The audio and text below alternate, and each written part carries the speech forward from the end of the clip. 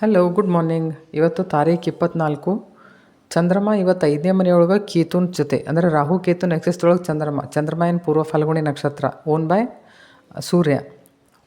So ಇವತ್ತಿನ ದಿನ ಹೆಂಗಂದ್ರೆ ರೆಸ್ಟ್ ಅನ್ರಿ, ರೊಮ್ಯಾನ್ಸ್ ಅನ್ರಿ, ಪ್ಲೇಜರ್ ಅನ್ರಿ, ಕ್ರಿಯೇಟಿವಿಟಿ ಅನ್ರಿ, ಈ ಥರದ ವಿಷಯಗಳ ಕಡೆ ನಿಮ್ಮ ಜಾಸ್ತಿ ಲಕ್ಷ್ಯ ಹೋಗತ್ತೆ ಇವತ್ತು.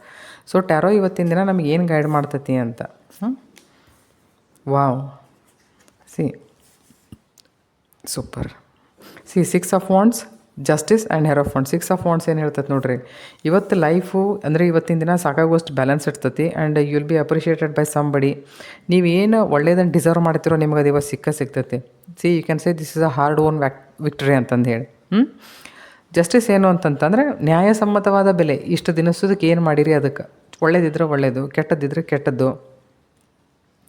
ಅಂದರೆ ಯಾವುದೋ ಒಂದಿಷ್ಟು ಕಾರ್ಮಿಕ ವಿಷಯದಿಂದ ಇವತ್ತು ಹೊರಗೆ ಬರುವಂಥ ದಿನ. ಒಂದು ವೇಳೆ ಕಾರ್ಮಿಕ ವಿಷಯಗಳಿಂದ ನಿಮ್ಗೆ ಏನಾದರೂ ತೊಂದರೆ ಆಗ್ತಿತ್ತು ಅಂತಂದ್ರೂ ಸಹಿತ ಅದರ ಬ್ಲೆಸ್ಸಿಂಗ್ಸ್ ಅದ ಇವತ್ತು. ಓಕೆ. ಹೇರೋಫಂಟ್ ಅಂತಂತ ನೀವು ಇವತ್ತು ಯಾರಾದರೂ ಮೆಂಟೋರನ್ನ ಬಹುತೇಕ ಇವತ್ತು ಭೇಟಿಯಾಗಕ್ಕಂತ ಹೋಗ್ಬೋದು. ಏನಾದರೂ ಅಡ್ವೈಸ್ ಸಲುವಾಗಿ ಅಥವಾ ನಾಲೆಜ್ ಏನಾದರೂ ಬೇಕಂತಂದು ಹೇಳಿ ಯಾರನ್ನಾದರೂ ಹುಡ್ಕೊಂಡು ನೀವು ಹೋಗುವಂಥ ಚಾನ್ಸಸ್ ಇದೆ. ಅಂದರೆ ಕಮ್ಯುನಿಕೇಷನ್ 5 ನಂಬರ್ ಅಂದರೆ ಕಮ್ಯುನಿಕೇಷನ್ ಆಗುವಂಥದ್ದು. ಓಕೆ. ಸೊ ಅಂದರೆ ಏನೈತೆ ನೋಡ್ರಿ, ವಿಕ್ಟ್ರಿ ಐತಿ, ಜಸ್ಟಿಸ್ ಐತಿ, ಜಸ್ಟಿಸ್ ಐತಿ ಮತ್ತು ಬ್ಲೆಸ್ಸಿಂಗ್ಸ್ ಅದಾವೆ ಇವತ್ತು. Okay. Loneliness and letting go.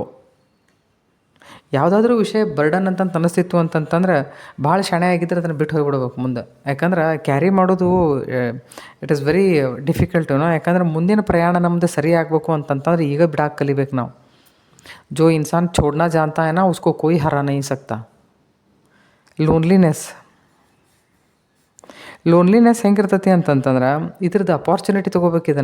ಇದರೊಂದು opportunity ಒಳಗೆ ಕ್ರಿಯೇಟ್ ಮಾಡ್ಕೋಬೇಕು ನೀವು. ಲೋನ್ಲಿನೆಸ್ ಒಬ್ಬರೇ ಇರೋಕೆ ಕಲಿತ್ರಿ ಅಂತಂತಂದ್ರೆ ನೀವೇನು, ನಿಮ್ಮ ಡಿಸೈರ್ಸ್ ಏನು, ನಿಮ್ಮ ಗೋಲ್ಸ್ ಏನು, ಅದ್ರ ಬದಲು ನಿಮಗೆ ಡೀಪಂಗೆ ವಿಚಾರ ಮಾಡೋಕೆ ಬರ್ತೈತಿ.